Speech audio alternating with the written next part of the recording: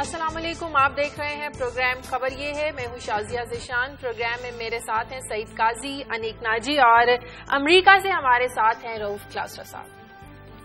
नाजरीन, अभी ये कल की ही बात है जब इंतजामिया और अदलिया में टकराव की बातें की जाती थी। मीडिया में ही बात आम थी कि पाकिस्तान पीपल्स पार्टी की हुकूमत अदलिया के अहकामात पर अमल नहीं कर रही है। फिर वो दौर खत्म हुआ, पाकिस्तान पीपल्स पार्टी की हुकूमत खत्म हुई, नए चीफ जस्टिस आए, मामलात फिर बदलने लगे। लेकिन आज एक बार फिर उसी दौर में हम दाखिल हो रहे हैं जब इंतजामिया और फौज में टकराव की बातें की जा रही हैं।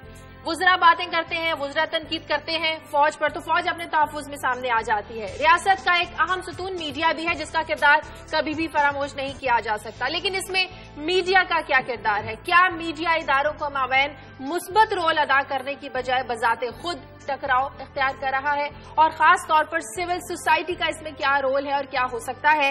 क्या रियासत के तमाम इदारे मजबूत किए बगैर जो जमहूरियत है ये परवान चढ़ सकती है? इस पर आज हम बात करेंगे और इसके साथ ही रोजाना की तरह कुछ एक्सक्लूसिव खबरें भी आपके साथ जो हमारे तज्जियाकार हैं ये शेयर करेंगे। सबसे पहले काजी साहब से आज ले लेते हैं कि वो क्या बताएंगे। आज तीन तो हम करेंगे अपने फॉलो अप से। एक तो गिलगित बिल्तिस्तान की स्टोरी, कल मुझे बड़ा उसका रिस्पांस भी आया। अभी तक पता चला है कि लोग बाहर हैं, मगर अहम बात जो मैंने आज बात की, अपने नुमाइंदे से बात करा था, वो अभी हमारे साथ होंगे।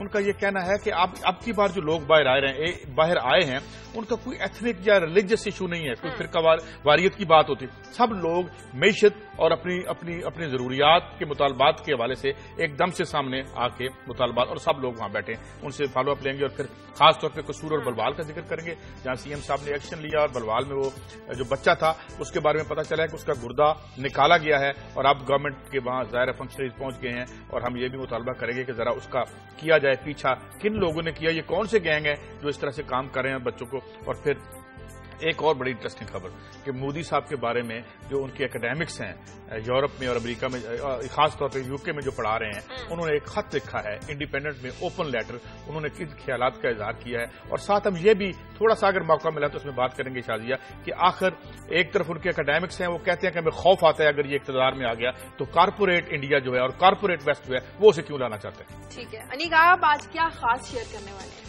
मैं तो जी सुबह मेरा ख्याल है कि जरा कोशिश होनी चाहिए कि ताजगी की बातें हों। तो मैं बात करूंगा आज एजुकेशन पे, गुजारिशात कुछ हैं और दुनिया में इस वक्त बहस क्या जारी है।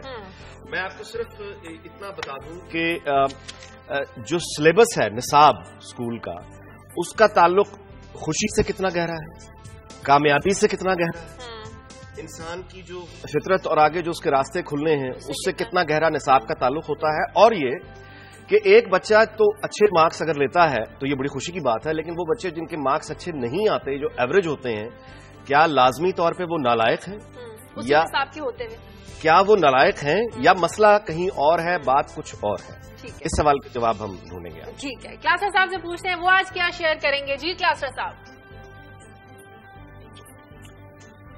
जी शायद जैसे आपने सुना है कि ये पाकिस्तान जो है एक नए उसमें जा रहा है, जनरेशन जिसे कहा जाए, टेक्नोलॉजिकल एक रेवोल्यूशन आ रही है। 3G और 4G के कल यहाँ पे लाइसेंसेस दिए गए मुख्तलिफ मोबाइल कंपनीज को। साथ ही कल एक लिस्ट पेश की गई सेनेट ऑफ पाकिस्तान में कि यहाँ कितने साइबर क्राइम्स हैं जिन्हें क्राइम समझा जाता है। एक डिटेल 24 के करीब हैं कि वहाँ पे उन्होंने लिस्ट दिया कि कौन कौन सी चीजें हैं जो साइबर क्राइम में आती हैं। और आपको बड़ा इंटरेस्टिंग हम कुछ इंकशाफात बताएंगे कि ये जो FIA है और वजारत दाखिला दावे करते हैं कि हम जितने यहाँ पे झूठे फ्रॉड के ईमेल आएंगे या मैसेजेस आएंगे हम इनको ट्रेस करेंगे। तो मैं आज आपको बताऊंगा कौन कौन से बड़े लोग हैं जिनको बेनिफिट भुगतान इनकम सपोर्ट प्रोग्राम के इनको जैली मैसेजेस जाते हैं और जिन्होंने इस पे साइबर क्राइम पे कार्रवाई करनी उन्हीं को जाते हैं। मैं आज आपको कुछ चंद बड़े इंटरेस्टिंग नाम बताऊंगा। तो ये स्टोरी है कि जब हम एक नई रेवोल्यूशन एज की तरफ जा रहे हैं, हमारी हालत ये हो सकती है कि आज एक छोटा सा जो हमें ये फ्रॉड कोई ईमेल आता है, मैसेजेस आते हैं, थ्रेट्स आती हैं या धमकियां हैं, गालियां हैं, बला बला चीजें आती हैं, एक भी केस ये ट्रेस करने की पोजीशन में नहीं है। इस पे जरा बात करेंगे। ठीक है, लेकिन नाज़रीन सबसे पहले आज हमने बात करनी है कि इदारों के दरमियान आखिर फासले क्यों बढ़ने लगे हैं। शेख रशीद साहब की भी आज स्टेटमेंट आई हुई है कि वो कहते हैं कि मैं पहली बार कह रहा हूं कि हुकूमत और फौज के दरमियान जो फासला है, खलीज है, ये बढ़ती जा रही है। चाहे हुकूमत और तालिबान के दरमियान मुज़ाकरात का मामला हो, वुज़रा की फौज पर तनकीद हो या ISI पर तनकीद का मामला हो, कैसा कुछ लोग इन हालात को 1999 के हालात से तशबीह दे रहे हैं, क्या ये ठीक है? मगर ये उस पर भी आते, मगर जो आपने आगाज में बात की है कि आखिर वो क्या कोई मिलाइज है, कोई बीमारी है हमें कि एक कैद खत्म हुआ, हमारा ख्याल था CJP साहब एक जुडिशियल एक्टिविज्म का वो गए पीपल्स पार्टी, तो अब शायद आराम से मामला चलें। और खास तौर पे हम ये भी देखते रहे हैं कि एस्टैब्लिशमेंट के साथ मुस्लिम लीग नून जो है उसका कोई खास इस तरह का कजिया नहीं होता था।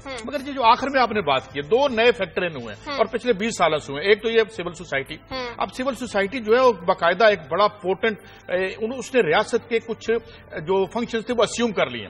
मतलब 2010 में तकरीबन सिर्फ अमेरिका की तरफ से जो फंडिंग आई वो $3 बिलियन के करीब थी।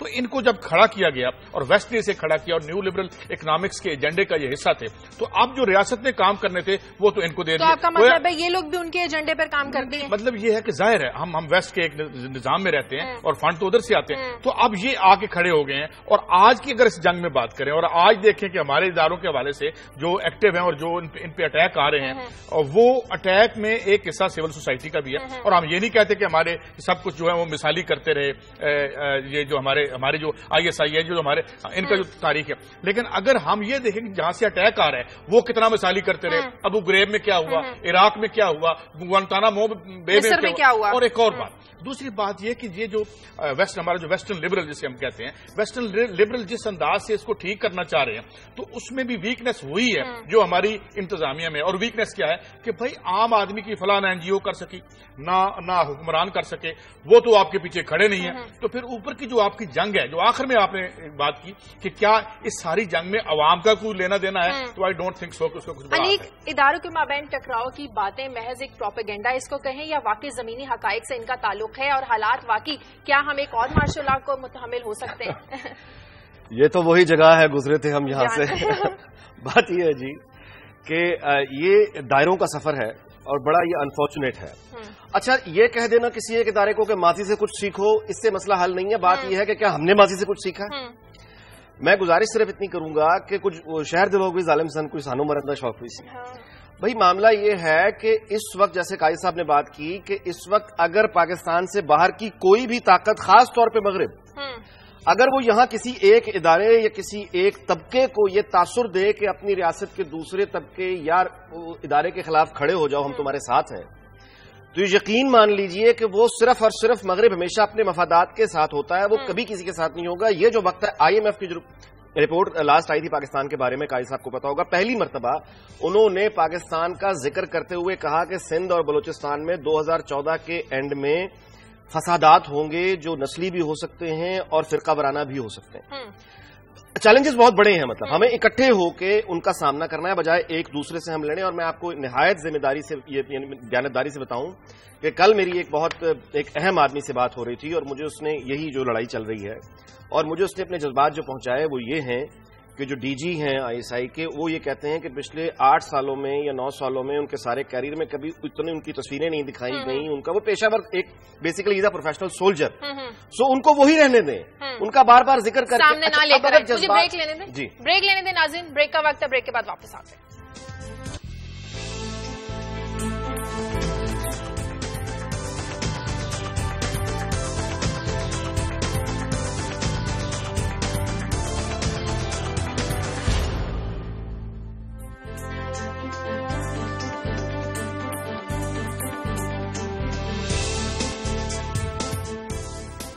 ब्रेक के बाद खुशामदीद। आखिर कौमी इदारों में सूरत हाल तसादुम की तरफ क्यों जा रही है, क्यों ये बातें हो रही हैं? क्लासेस साहब, कौमी इदारों का जो तहफ़्फ़ुज़ है ये हम सबकी जिम्मेदारी है। फाटा में आप देखें अस्करियत पसंदों से मुज़ाकरात हो रहे हैं, अफगानिस्तान से अमरीकी अफवाज का इनखला है, हर तरफ जो है बलूचिस्तान में अस्करियत पसंद जो है वो सर उठा रहे हैं। सिंध की बात करें तो वहां कौम परस्त तंजीमें जो है, जो गिरोह है, वो क्रैकर धमाके करके मुख्तलिफ मैसेजेस देने की कोशिश करते हैं। तो क्या इन हालात में हमें अपने जो कौमी इदारे हैं इनको सपोर्ट फराहम करने की जरूरत नहीं है? शायद ये बात मेरी वजह से समझ से बाला तार रही है हमारी कि हम क्या सपोर्ट इनको कर रहे हैं और किन इश्यूज पे करें, क्योंकि एक नेशनल इंटरेस्ट की अपनी डेफिनेशन है। जो हमारे स्टेट की एजेंसीज हैं, स्टेट के इदारे हैं, इवन हुकूमतें भी हैं, जो भी हुकूमतें आती हैं वो आके इसको अपने अपने तरीके से डिफाइन करती हैं। आपकी यहाँ पे फौजी हुकूमतें आ जाएं, उनकी अपना एक नेशनल उनकी आउटलुक होती है, उनकी ये रीजनल आउटलुक होती है, इंटरनेशनल होती है, वो अपने तरीके से सोचते हैं। सबसे बड़ी अप्रोच हमारी स्टैब्लिशमेंट की ये रही कि आपने काबुल पे भी हमने आगे कब्जे करने हैं, हमने दिल्ली के साथ भी प्रॉब्लम पैदा करने हैं, ईरान के साथ भी हमारी टग ऑफ वार चलती रहती है, या दुनिया के साथ भी हम छेड़खानी करते रहते हैं। तो आप एक तरीका तो ये है कि जो हमारे इदारे ये कुछ करना चाहते हैं उनको सपोर्ट करें।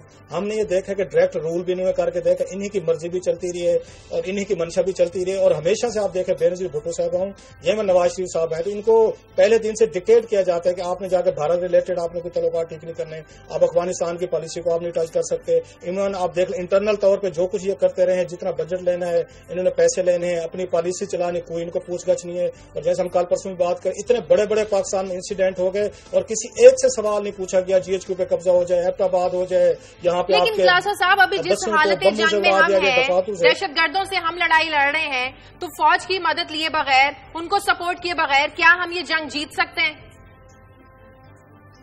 अब ये बताएं, शायद ये तालिबान किसने पैदा किए थे? तो चलो हम बेसिक सवाल से शुरू कर लेते। चलो अकाली साहब यहाँ पे करें, कहेंगे जो कि ठीक है कि अमेरिका ने पैदा करवाए थे, लेकिन किसके जरिए पैदा करवाए थे? लेकिन गलती भी तो नहीं दोहरानी चाहिए। गलती हो गई तो उसमें साहब मैं आपसे बिल्कुल एग्री करता हूँ। आप जो कह रहे हैं I do not disagree with you. बिल्कुल आप ठीक कहते हैं कि जो इनकी एक सिक्योरिटी का इशू है वो अपनी जगह पे है, और ये जो इस तरह से। और मगर मुझे एक सवाल बताएं कि अगर मुझे बुलाया जाता है, मैं इलेक्शन जीत के आता हूं और मैं प्राइम मिनिस्टर बन जाता हूं इत्तेफाक से, ये तो मुझे अगर कोई ये कहे कि जनाब आपकी जो खारजा पॉलिसी ये होगी, तो मैं कहूंगा जनाब ये रखे ना अपनी वजारत उज़्मा अपने पास, मैं जा रहा हूं वापस अवाम में और मैं अपनी स्ट्रगल करूंगा, और मैं आऊंगा उस दिन यहां पर जिस दिन मुझे पता होगा कि I can use my powers in the interest of the message जिनके लिए मैं आया हूं। अच्छा, दूसरी बात काई साहब, मैं जब खुद कॉम्प्रोमाइज करते हैं, बिल्कुल दुरुस्त बात है आपकी काई साहब। एक मैं आपसे गुजारिश और करूं, वो ये है, देखें हम इदारों तक जब जाते हैं ना तो फिर हम थोड़ा सा यानी टनल विजन में चले जाते हैं। मामला ये है कि पूरी सोसाइटी में, यानी आपने सियासतदान की कमजोरी की बात की, वो यानी बिल्कुल ठीक है, उसकी कमजोरी का फायदा कोई ना कोई उठाएगा। क्लासा साहब जो बात कर रहे हैं वो हकायक हैं, उन हकायक से नजर नहीं चुराई जा सकती। लेकिन उसके साथ हम ये भी देखें कि बाकी जो मुआशरे के जितने भी तबकात हैं, क्या यहाँ ताजर ईमानदार है, क्या यहाँ सरमायादार ईमानदार है, क्या जागीरदार यहाँ पे इंसाफ कर रहा है, क्या सियासतदान, कौन लोग हैं जो सियासत कर रहे हैं, कौन लोग हैं जो गरीबों का नाम इस्तेमाल करके उन्हीं का इस्तेमाल, ये सारी हकीकतें हैं जो खराबी की जो जड़ें हैं हमें वहां से ठीक करना पड़ेगा। लेकिन ये बातें करने से ज़ाहिर नहीं होगा, एक अमल से होगा। वो अमल का ही सबब आप मुझे बताएं कि क्या आपको कोई ऐसा होता हुआ दिखाई देता है? पहली जो 4 बातें आपने की, आपने जितने तबकात का जो नाम लिया वो सारे के सारे रूलिंग क्लासेज हैं। आपने जहां पे जागीरदारों का नाम लिया, सरमाएदारों का नाम लिया, आपने ब्यूरोक्रेसी का नाम लिया, मिलिट्री हो या बाहर हो। बात यह है कि ये अपनी जब इनकी होती है जाती लड़ाई, तो ये जो उठाते हैं जमहूरियत का डंडा और झंडा और निकल आते हैं और कहते हैं हमारे पीछे आके गोलियां खाओ, हमारे पीछे आके मरो। जब ये अंदर पावर में जाते हैं तो पता चलता है 2-2 हजार या 1-1 हजार या कितने हजार अरब का इन्होंने ऐसा रोज दे दिए उनको जो आवाम को देने थे। और उसके बाद जिन लोगों ने इनके पीछे गोलियां खाई होती हैं, लाठियां खाई होती हैं, देखें उन्हें पूछने वाला कोई नहीं होता। और आज भी आप देखें, कामयाब कौन है? तारिक अजीम साहब।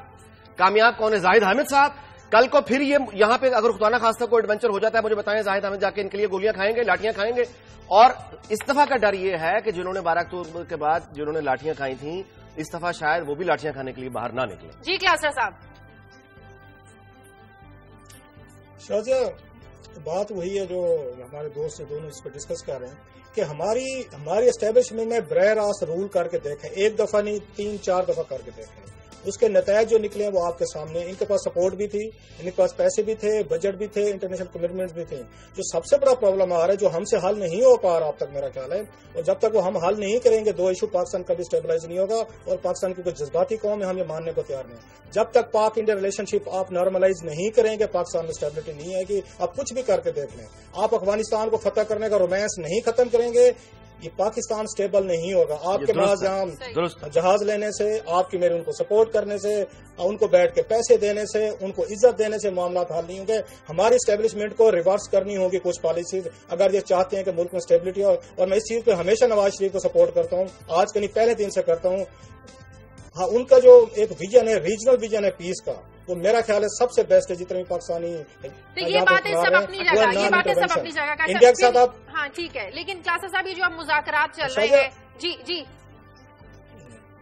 क्लासा साहब की बात बिल्कुल दुरुस्त है। और ये जो मुज़ाकरात का जो मामला है, क्लासा साहब, ये आपने बिल्कुल ठीक कहा कि हम जितनी चीजें पॉइंट आउट कर रहे हैं, जितनी चीजें पॉइंट कि यार इनकी पॉलिसी ये है, ये अफगानिस्तान को ऐसे देखते हैं, इंडिया को ऐसे देखते हैं, कौन देखता है? बात यह है कि एक ऐसा पॉइंट है जिसपे तमाम रूलिंग क्लासेस के धड़ों का मुकम्मल इत्तेफाक है, वो ये कि यहाँ मैशत कौन सी राइज होगी, यहाँ आदमी को राइट मिलेगा या नहीं मिलेगा, यहाँ पर मैशत का जो फवायद हैं वो किस तबके की तरफ जाएंगे, इस पे ना IMF की लड़ाई है, ना हमारे रियासती धड़ों की लड़ाई है, ना इंडिया की रूलिंग क्लास की लड़ाई है जो मोदी जैसे बंदे को लेके आ रही है, जिसके बारे में मैं आज स्टोरी करूंगा कि उनके खुद एकेडमिक्स कह रहे हैं कि हमें खौफ आता है कि ये पावर में आ जाए। तो बात यह है कि इशू और क्राइसिस की बुनियादी वजह यह है कि अवाम को हमने काट के परे रख दिया और खुद हम केक के पीस पे लड़ रहे हैं, लिहाजा ये चलता रहेगा। लेकिन क्लासरा साहब अभी जो जी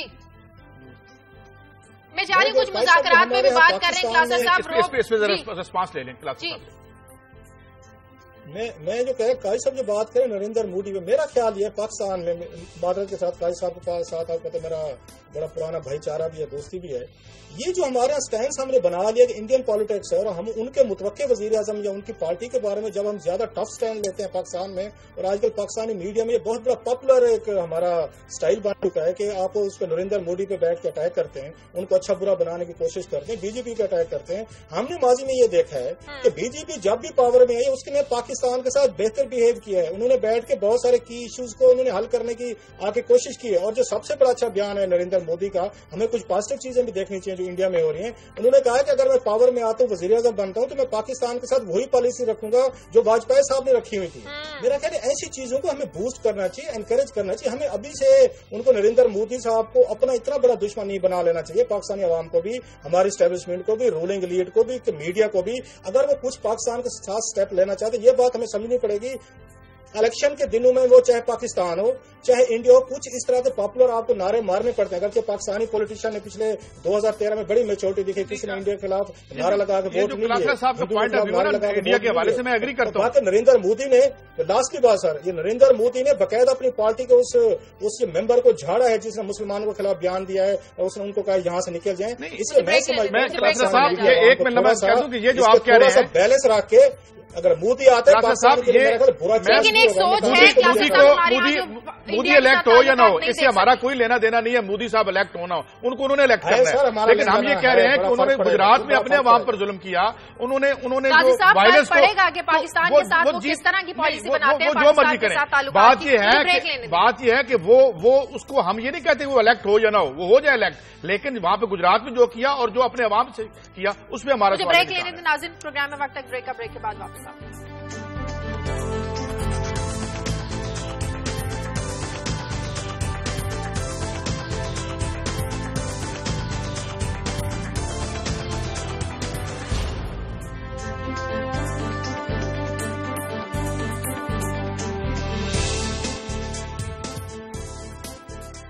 खुशामदीद। अभी आप खबर देख रहे थे खैबर एजेंसी में सिक्योरिटी फोर्सेज ने फिजाई कार्रवाई की है जिसमें वो मुलविस जो दहशतगर्द थे जिन्होंने इस्लामाबाद में सब्जी मंडी पर वहां पर बम धमाका किया था, हमला किया था, उसमें मुलविस दहशतगर्द हलाक हो गए हैं और जिन शिद्दत पसंदों ने फौजी काफिलों पर हमले किए थे उसमें मुलविस दहशतगर्द भी हलाक हुए हैं। एक तरफ आपके मुज़ाकरात, दूसरी तरफ ऐसी कार्रवाइयां, मुज़ाकरात तो फिर पीछे चले जाते हैं। नहीं जी, ये टॉक फाइट शाजिया, बिल्कुल आपने बात असल में ये है कि तालिबान की तरफ से भी मामला यही हो रहा है कि जब भी यानी मुज़ाकरात भी चल रहे हैं लेकिन सिक्योरिटी फोर्सेस पर हमले जारी हैं।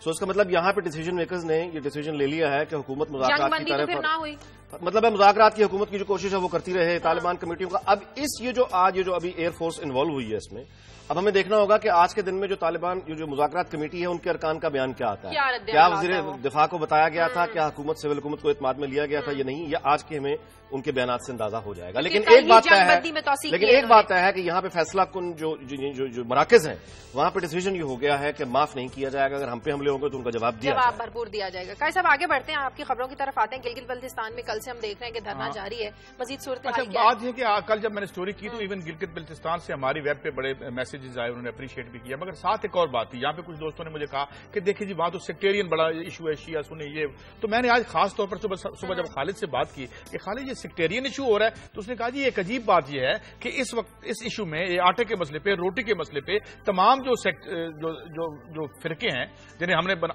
तो ये वो इकट्ठे हैं और उनका एक मुतालबा है। तो मैं यहाँ एक बात आपको याद होगा, जब बेनजीर भुट्टो ने कदम रखा था कराची में तो वो तमाम डिवीजन डिसअपीयर कर गई थी। तो ये जाली डिवीजन इसलिए की जाती है कि लोग कहीं अपने राइट्स मांगने ना आ जाए। खालिद अगर हमारे साथ खालिद क्या सूरत हाल है इस वक्त? धरना अभी भी जारी है? اور خاص طور پر یہ بتائیے گا کہ جو مجھ سے آپ نے بات کی تھی کہ وہاں جو فرقہ واریت ہے اس کا کوئی نام و نشان نہیں آپ، اور لوگ جو ہیں وہ اکنامک رائٹس کے لیے یکجا ہو کے باہر آئے ہیں۔ جی بالکل آپ نے صحیح کہا، یہ وہی گندم کا دانہ ہے جس نے حضرت آدم کو جنت سے نکال دیا تھا۔ 1988 سے لے کر اب تک جو ہے 2014 تک فرقہ وارانہ فسادات میں ہزاروں لوگ جس میں شیعہ سنی اسماعیلی برادری کے لوگ اس میں ہلاک ہو چکے تھے۔ تو آج گندم کے ایشو پہ اور ان کا 9 نکاتی جو ایجنڈا ہے اس ایشو پہ یہ لوگ اکٹھے ہو گئے ہیں اور آج 10 دن ہے، اور میرے خیال میں یہ ایک طویل احتجاجی دھرنا ہے جو گلگت بلتستان میں دیا جا رہا ہے اپنے حقوق کے لیے۔ یہ ابھی آپ سے بات ہو رہی تھی صبح کہ آپ برجیس طاہر جو ہیں وہ آ رہے ہیں نہیں آ رہے، ان کی طرف سے کوئی آیا ہے؟ دیکھیں اس گزشتہ روز یہاں سے گلگت بلتستان سے وزیر اعلیٰ بھی چلے گئے تھے اسلام آباد کیبنٹ کی میٹنگ کے لیے، اور اس میں گلگت بلتستان کی خصوصاً یہ جو ایشو چل رہا ہے اس پہ بات چیت کرنے کے لیے تو وزیر اعظم نے بھی اس پہ خالد یہ بتائیں کہ یہ جو عوام باہر نکلے ہیں یہ بضد ہیں کہ جب تک ان کا 9 نکاتی ایجنڈا ہے ان کے مطالبات یہ 9 پورے نہیں کیے جائیں گے، اس طرح دھرنا جاری رہے گا؟ اور اس 9 نکاتی ایجنڈے میں سب سے اہم مطالبہ ان کا کیا ہے؟ ان کے 9 نکاتی ایجنڈے میں گندم کی سبسڈی ہے، اس کے بعد بجلی کی لوڈ شیڈنگ ہے جو گزشتہ 9 مہینوں سے 1 گھنٹہ بجلی دی جا رہی ہے گلگت شہر میں، تو ان کے جائز مطالبات ہیں۔ اور یہاں کرپشن جو ہے عروج پہ ہے، 8000 لوگوں کو جو ہے انہوں نے غیر قانونی طور پر بھرتیاں کی ہے جس کا خمیازہ جو ہے عوام کو بھگتنا پڑ رہا ہے۔ انہی ایشوز پہ جو ہے کل چیف سیکرٹری گلگت بلتستان یونس ڈاکا کی یہ بتائیں جو روایتی پارٹیاں ہیں، یہ بتائیے گا جو روایتی پارٹیاں پہلے ان کی جو لیڈرشپ ہے، کل مجھے ایک خبر یہ بھی مل رہی تھی کہ لوگوں نے اپنی کمیٹیز بنا لی ہیں اور جو ایک پولیٹیکل سٹرکچر جو ہیں پرانے وہ تھریٹن لگتے ہیں اس موومنٹ کے سامنے۔ دیکھیں ایک تو پولیٹیکل ہمارے جو لیڈر تھے وہ جو مینڈیٹ کی دعوے دار لوگ تھے وہ ان کو تو گزشتہ روز انہوں نے مسترد کر دیا ہے، اور یہاں عوامی ایکشن کمیٹی بنی ہے جس کے اندر 23 چھوٹی بڑی جماعتوں کے اہم ارکان اس میں شامل ہیں، اور سب سے بڑی بات یہ ہے کہ اس کے اندر شیعہ سنی اسماعیلیہ سب فرقے کے لوگ موجود ہیں، اور ایک ہی امام کے پیچھے یہ لوگ نماز پڑھ رہے ہیں۔ پچھلے تمام تلخ تجربات تھے ان کو بلا کے یہ لوگ انہوں نے ایک دوسرے کو گلے لگایا ہے۔ بہت شکریہ خالد حسین آپ کا۔ قیس صاحب آپ اکثر 1968 کے انقلاب کی بات کرتے ہیں، ایسی چھوٹی چھوٹی تحریکوں سے وہ انقلاب شروع ہوا تھا۔ جب شروع ہوتی میں نے خاص طور پہ انیک اس لیے شامل کیا کہ چونکہ اب ہمیں اندازہ نہیں رہا اور کچھ نئی نسلوں نے دیکھا نہیں ہے کہ لوگوں جب حریت جاگتی ہے وہ باہر نکلتے ہیں تو پھر ورنہ ہم روٹینزم میں رہتے ہیں، ہم کہتے ہیں کچھ نہیں ہونا جی، یہ ایک پتہ ہے نا کچھ نہیں ہوتا۔ ابھی جب مصر میں لوگ نکل رہے تھے تو اس سے ایک لمحہ پہلے تک لوگ پیسے کرتے، لوگ مر چکے ہیں، گالیاں دے رہے تھے، لوگ جو ہیں وہ غیرت سے تہی ہو گئے ہیں۔ پھر آپ دیکھتے تو یہ دیکھیں جو آخری بات کی خالد نے کہ ایک امام کے پیچھے وہ تمام نماز پڑھ رہے ہیں جو شیعہ بھی سنی بھی اور فلاں، بیسیکلی ان فرقوں کو ہوا اس لیے دی جاتی ہے کہ تاکہ اوپر والے استحصال کرتے رہیں، نیچے والے آپ جو اور ہم ایک بام دھماکہ کروا دیں ادھر ایک ادھر کروا دیں اور اوپر اپنے لوٹ مار کا کھیل۔ تو میرے خیال میں پہنچنا چاہیے ہمیں اور ہمیں ان کے رائٹس کو۔ انیک آپ کی خبر کی طرف آتے ہیں، نصاب اور کامیابی۔ جی کلاس صاحب آپ اگر بھول نہیں گئے مجھے تو اگر اجازت دیں تو میں تھوڑا پلیز۔ وہ شیخ سعدی کا ایک بڑی حکایت ہے، بڑی خوبصورت جو اس پہ پوری آتی ہے کہ جب دمشق میں قحط پڑا تھا تو یار لوگ وہاں پہ عشق کرنے بھول گئے تھے، اور آپ لوگ یہ کہہ رہے ہیں کہ یہاں پہ یہ قحط پڑ رہا ہے، گندم نہیں مل رہی، اور وہ سیکٹیرنزم بھول گئے ہیں۔ یہ بیسک ایشو جو انسان کے وہ پیٹ سے جڑے ہوئے ہیں، یہ باقی چیزیں بعد میں آتی ہیں، آپ کا فیتھ ہے، مذہب ہے، سیکٹیرنزم ہے۔ اور شیخ سعدی کی حکایت میرا خیال ہے آج بھی بڑی ریلیونٹ ہے کہ جب وہاں پہ وہ قحط پڑا تھا تو یار لوگ جو ہیں وہ اپنا عشق کرنے بھول گئے تھے۔ اس لیے مجھے کوئی حیرانی نہیں ہو رہی کہ لوگ اگر اپنا سیکٹیرنزم اور یہ ساری چیزیں یہ پیچھے رکھ کے اپنے کھانے پینے کے لیے باہر نکلے ہوئے۔ جیسے اسرائیل اور پیلسٹائن یعنی فلسطین اور اسرائیل کا جو پانی کے معاملے میں یعنی وہ جن راستوں سے پانی گزرتا ہے وہ ہمیشہ ان کا کبھی وہ ہمیشہ پیس رہتا ہے، وہ اسرائیل جو ہے ان کا یہ حق تسلیم کرتا ہے کہ پانی باہر ان کا پانی جو ہے۔ اور جب مصر میں موومنٹ چل رہی تھی تو 10 لاکھ آدمی تل ابیب میں مصر کی موومنٹ کے حق میں باہر نکلا تھا۔ ہم یہود و نصارہ کی بات کرتے رہتے ہیں تو میرے خیال میں ڈویژن وہ باقی بھی مذہبی ہیں مگر جو بنیادی ڈویژن ہے وہ طبقاتی ڈویژن ہے۔ بالکل ریلیونٹ ہے یہ بات۔ آگے بڑھتے ہیں۔ صبح جب ہم ڈسکس کر رہے تھے نصاب اور تعلیم کے حوالے سے تو میں بڑا حیران ہو رہی تھی جب آپ مجھے یہ کہہ رہے تھے کہ ہر بچے کے لیے ایک نصاب نہیں ہونا چاہیے، اگر ایک نصاب سے ایک بچہ پوزیشن حاصل کر سکتا ہے تو دوسرا کیا وجہ ہے کہ وہ وہاں تک نہیں پہنچتا؟ اصل میں جی سر کین رابنسنز ایک بہت بڑے ایجوکیشنسٹ ہیں، ریفارمرز ہیں، 14-15 سال سے امریکہ میں، اوریجنلی انگلینڈ سے ان کو تعلق ہے۔ وہ بیسکلی ان کا جو تھیسس ہے وہ بڑا انٹرسٹنگ ہے، وہ یہ ہے کہ ایک گھر میں رہنے والے 2 بچے جن کے والدین ایک ہیں، وہ بھی ایک ماحول میں رہتے ہیں، وہ بچے وہ بھی ایک جیسا بیہیو نہیں کرتے، وہ دو مختلف انسان ہوتے ہیں، وہ ایک جیسے نہیں ہوتے. تو پھر یہ کیسے ممکن ہے کہ 40 بچوں کی ایک کلاس ہو اور ان 40 کے اوپر ایک ہی سلیبس، ایک ہی نصاب کو لاگو کر دیا جائے اور پھر ایک ہی جیسے رزلٹ کی توقع کی جائے؟ ظاہر ہے کہ جو بچے اچھے مارکس لیں گے، جو جن کو ہائر گریڈز ہوں گے، جن کے وہ لائق ہیں، بالکل ٹھیک ہے، لیکن یہ بھی تو ہو سکتا ہے کہ وہ نصاب ان کی طبیعت، ان کے مزاج کو سوٹ کرتا ہو، اور جو پیچھے رہ گئے ہیں وہ نصاب ان کے مزاج کے مطابق نہ ہو. اگر وہ پرفارم نہیں کر رہے تو اس کا یہ لازمی مطلب نہیں ہے کہ وہ نالائق ہیں یا وہ نکمے ہیں یا وہ محنت کم کرتے ہیں یا ان کے اندر آگے بڑھنے کی خواہش نہیں ہے، اور اس طرح کی دیگر جو ہم عام طور پہ بچوں پہ الزام لگا دیا کرتے ہیں. اس کا ایک مطلب یہ بھی ہو سکتا ہے کہ ہم دیکھیں، اس کی ایک مثال بڑی خوبصورت ہے. انسان کے جو اندر ان کی صلاحیتوں کے جو خزانے چھپے ہوئے ہیں، یہ زمین کی طرح ہیں. مثال کے طور پہ زمین کے کچھ وسائل ہیں، جھرنے ہیں، جھیل ہے، دریا ہے، فارسٹ ہیں، درخت ہیں، پھول ہیں، یہ ہمیں سامنے نظر آتے ہیں. لیکن زمین پہ کچھ خزانے ایسے ہیں جن کے لیے ہمیں محنت کرنی پڑتی ہے. گیس کے ذخائر ہیں، تیل کے ذخائر ہیں، ان کو ڈھونڈنا پڑتا ہے. اسی طرح انسان کے اندر جو صلاحیتوں کے خزانے ہیں ان کو بعض اوقات نکالنا پڑتا ہے. اگر ایک بچہ پرفارم نہیں کر رہا تو یہ ضروری نہیں کہ اس کا قصور ہے. لیکن یہاں پر یہ بات ہے، ایک 40 اسٹوڈنٹس کی ایک کلاس ہے، 40 بچوں کے لیے الگ نصاب نہیں بنایا جا سکتا. درست ہے، لیکن اسکول میں یہ تو کیا جا سکتا ہے کہ ان بچوں کے اندر کریٹو ایبلٹی، دیکھیں یہ دنیا بڑی شازیہ تیزی سے تبدیل ہو رہی ہے. ہمارے سامنے کی باتیں ہمیں نظر نہیں آتی. آج دنیا میں 25 سال تک کی عمر کے جو نوجوان ہیں، آپ کو پتا ہے وہ گھڑیاں، جو واچ ہے، جو رسٹ واچ ہم پہنتے ہیں، وہ یہ خریدنا چھوڑ گئے ہیں، پہننا چھوڑ گئے ہیں. یہ رسٹ واچ کا کاروبار شاید 100 سال کے بعد کوسچن ہو جائے کہ یہ رہے بھی نہ رہے. ہم گھڑی اس لیے پہن رہے ہیں کیونکہ ہمیں بتایا گیا تھا، ہم اس کو اپنی یعنی لازمی حصہ سمجھتے ہیں لباس کا، کیونکہ ہم نے وقت دیکھنا ہے، تاریخ دیکھنی ہے.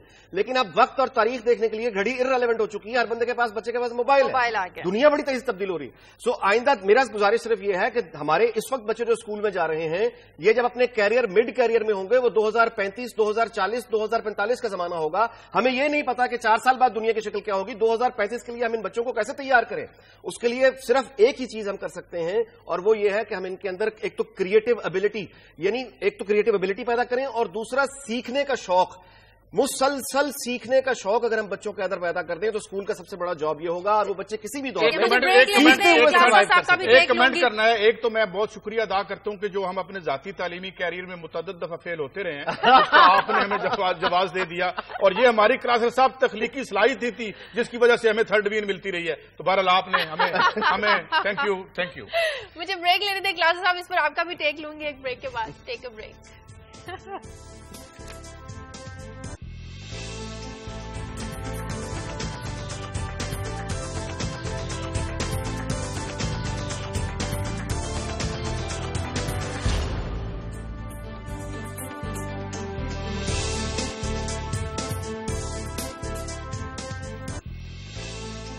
بریک کے بعد خوش آمدید. کلاسز صاحب، بچوں کی لائکی نالائکی کیا تمام بچوں کے لیے ایک نصاب نہیں ہونا چاہیے؟ آپ کی اس پر کیا رائے ہے؟ پھر آپ کی خبر کی طرف بھی آتے ہیں. نہیں، میرا نہیں خیال کہ سب بچوں کا IQ جو ہے یا ان کی ایون پرائرٹیز جو ہوتی ہیں، لائک اینڈ ڈس لائکنگ ہوتی ہے، ایک جیسی ہوتی ہیں.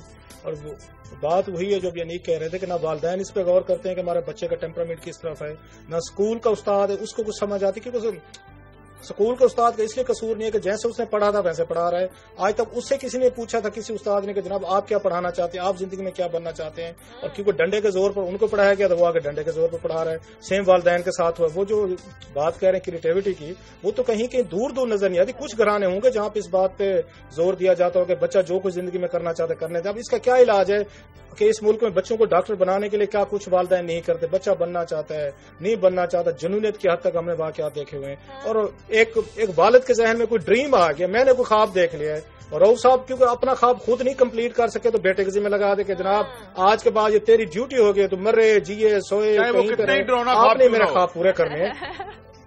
ہاں، یہ وہ چیزیں ہیں قاضی صاحب، یہ وہ چیز ہے جس سے بچہ ڈس انٹرسٹیڈ ہوتا ہے اس میں. اب مثلا میں آپ کو اپنے گھر کی بات بتاؤں، شاید ہنسیں گے اس پہ، کہ میرے چھوٹے والے بیٹے کو بڑا شوق ہے کھانے پکانے کا، بڑی اس کی ریسیپیز کا پڑھتا بھی رہتا ہے، اور میری طرح آدھا نلائق ہے، آدھا قابل کام چلا لیتا ہے. میں اپنی مسز کو یہ کہہ رہا تھا، میں کہ اس کا شوق ہے تو ٹھیک ہے، پاس ہو رہے ہونے تو بہت بڑا شیف بن سکتا ہے. وہ لڑکا بہت اچھا پروفیشن ہے، بہت اچھا پروفیشن ہے. اور میں ایک آپ سے اس پہ گزارش کروں کہ یہی وجہ ہے کہ ہم میں سے کچھ لوگ اپنے کام سے محبت کرتے ہیں، ان کو اپنا کام کرنا اچھا لگتا ہے، لہٰذا انہیں کام کرتے ہوئے 1 گھنٹہ 5 منٹ لگتا ہے وہ زندگی میں بہت آگے جاتے ہیں، جبکہ باقی لوگ جنہیں اپنے کام سے عشق نہیں ہوتا، کام اچھا نہیں لگتا، وہ صرف اور صرف کام اس لیے کرتے ہیں کہ ویکنڈ کا انتظار کرتے ہیں کہ چھٹی آ جائے بس. اور کچھ لوگ اس لیے بھی کامیاب نہیں ہوتے کہ بالکل ان سے وہی والی جبرن بات. کام اس لیے لیا جاتا ہے. والدین جو ہے مہربانی فرمائیں اپنے جو خواب ہیں اپنے ڈریمز ہیں خود کرنے. اگر میرے ڈریمز سے میں پورے کر بچوں پر لاگو نہ کریں. اگر میں پورے نہیں کر سکا اپنے ڈریمز، اگر میں اپنے ڈریمز پورے نہیں کرا فار گاڈ سیک، مجھے اپنے بچوں تک ان کا برڈن لے کے نہیں جانا چاہیے. ان کے اپنے ڈریمز ہیں،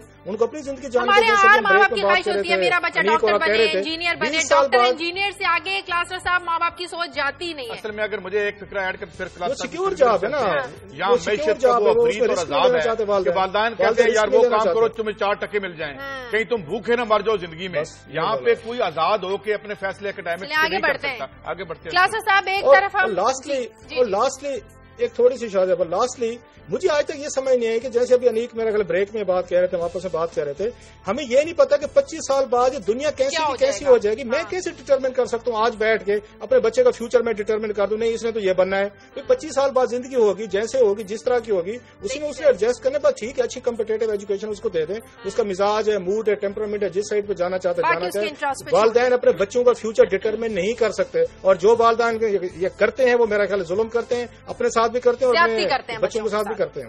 اچھا کلاس اب آگے بڑھتے ہیں. ایک طرف ہم جدید ٹیکنالوجی کے حصول میں مصروف ہیں، دوسری طرف سائبر کرائم میں اضافہ. کیا رپورٹ پیش کی گئی ہے سینیٹ آف پاکستان میں؟ کل ایک بڑی انٹرسٹنگ رپورٹ ہے یہ کہ جب کل یہاں پہ 4G 3G کے لائسنسز کی بڑی یہاں پہ وہ ہو رہی تھی، بیڈنگز ہو رہی تھی، اور میں کہانیاں سنائی جا رہی تھی کہ پاکستان ریولوشن کی طرف جا رہے، باقی جا رہے، اس میں کوئی شک نہیں. میں نے تو یہاں پہ امریکہ میں آ کے دیکھے 3G اور 4G کا کتنا سب سے بڑا بینیفٹ ہے. میں نے تو پہلی دفعہ استعمال کرنا شروع کیا یہاں پہ. اس میں کوئی شک نہیں کہ پاکستان میں بہت بڑی ریولوشن آئے گی اور آنی بھی چاہیے، ہمارا حق ہے سب کا کہ اس طرح کی نئی ٹیکنالوجی پہ جائیں.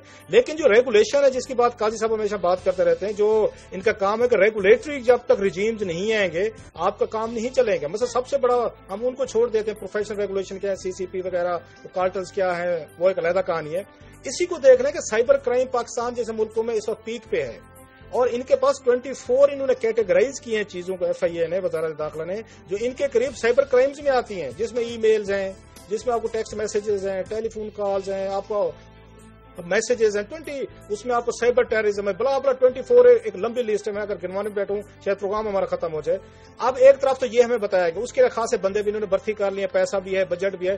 دوسری طرف مزے کی کہانی سن لیں، ان میں اتنی کیپیسٹی نہیں ہے اس میں جو FIA کا سائبر ونگ ہے جو انہوں نے 100 کارڈ بنایا ہوا ہے کہ کیسے ٹریس کر سکے. مثلا آپ کو یاد ہوگا ہم نے Benazir Bhutto income support programme کے تحت جو لوگوں کو میسیجز آتے ہیں اور مجھے دن میں روزانہ 5 آتے ہیں، جناب آپ کو 25,000 روپے نکل گیا ہے، فلاں نمبر پہ فون کریں تو پیسے لے لیں.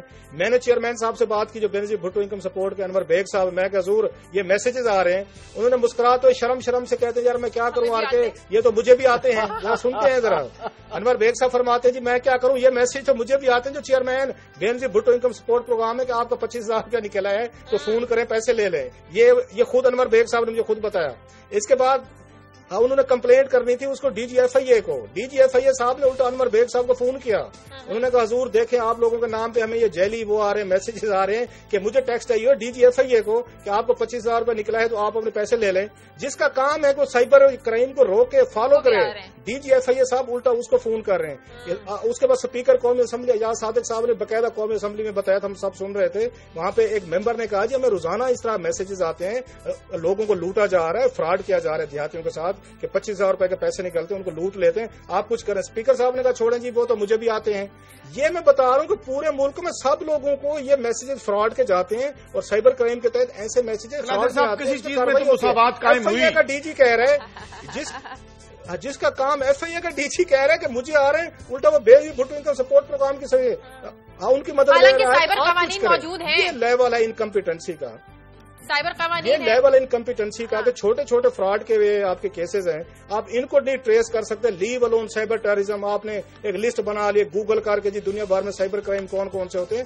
دنیا میں اس طرح سائبر کرائم کو نہیں جانے دیتے. کل بھلوال سے جو ہم نے سٹوری دی تھی آج ہم اس کا فالو اپ کریں گے کہ اس بچے کو حکومت پنجاب نے کیا حوالے. اس کے علاوہ شازیہ جو اہم بات ہے کہ اس بچے کا گردہ نکالا گیا تھا، کل انہوں نے کروایا اور پھر حکومت پنجاب فوری طور پہ وہاں پہنچی اور اس بچے کو لے آیا. دکھایا بھی تھا جو اسٹیچز لگے ہوئے تھے but we never knew before کہ یہ اسکار یا یہ کس کا ہے. تو ہے ہمارے ساتھ اگر بلوال سے. اسلم یہ بتائیے کہ کیا ہوا، وہ گردہ نکلا ہوا تھا اور اب حکومت کیا کر رہی ہے؟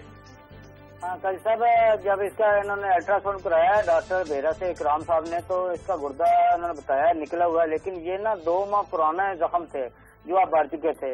हमारी खबर पर वज़ीर आला पंजाब ने एक्शन लेते हुए बच्चे को अपनी तहवील में लेने का हुक्म दिया, जिस पर child protection and bureau Punjab की चेयरपर्सन सबा सादिक ने अपनी एक टीम तश्कील दी है, जिसमें child officer district incharge Ejaz Aslam Dogar और ऑफिसर उल्फत अब्बास और मीडिया ऑफिसर आबिद नकवी फैसलाबाद से आए हैं। अच्छा ये बताएं, असलम टाइम कम है, मुझे ये बताएं कि इस बच्चे के साथ ये जो ज्यादती हुई है, क्या कोई तफ्तीश इनिशिएट हुई है कि पकड़ा जाए कौन है जो बच्चों के गुर्दे निकाल के उन्हें फिर सड़कों पर भेज देते हैं? सर जी, अभी चाइल्ड ऑफिसर ने ये बात बताई है कि हम इसका फैसला लेके जा रहे हैं। इसका पहले हम अदालत से अपना एनओसी लेंगे, उसके बाद हम इसका मुकम्मल अपना मेडिकल करवाएंगे, उसके बाद ही मजीद मालूमात होगी कि इसके साथ क्या। अच्छा, बच्चा उस खौफ से बाहर निकला है कि काली गाड़ी को देखकर डर जाता था, अपने बारे में कुछ मजीद मालूमात बता नहीं रहा था, कुछ खौफ से निकला बच्चा?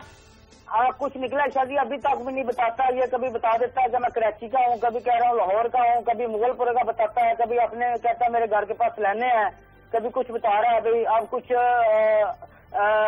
ठीक है, शुक्रिया, हम इसका फॉलो अप करते हैं। क्लासरा साहब ने कल जो बात की थी, क्लासरा साहब ने जो कल बात की थी, इसका बहुत जरूरी है बच्चे की काउंसलिंग, इस बच्चे की काउंसलिंग बहुत जरूरी है। अच्छा असलम, आप हमारे साथ लाइन पे हैं कसूर से, तो आप ये बताइएगा वो जो आबादी गिराने की बात हो रही थी उस पर भी गवर्नमेंट ने एक्शन लिया और अब कहीं और से गुजर रही है वो सड़क?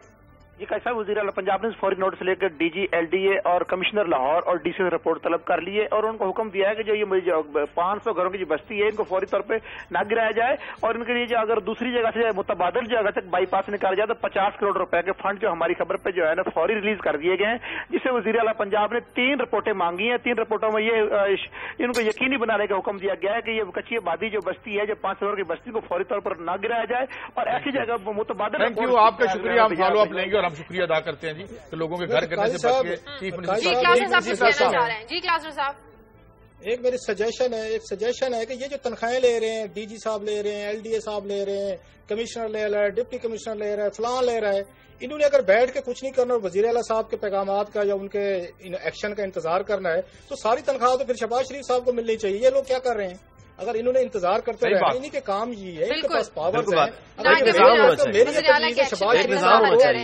तनख्वाह मिलनी चाहिए अगर इन्होंने काम करने हैं सारे, और ये लोग बैठ के सिर्फ ठीक है। बहुत शुक्रिया क्लासेस साहब, प्रोग्राम का वक्त खत्म हो गया है। नाजरीन, प्रोग्राम के लिए आप हमें फीडबैक दीजिए खबर@duniatv.tv पर। कल तक के लिए हमें इजाजत दें, अल्लाह हाफ़िज़।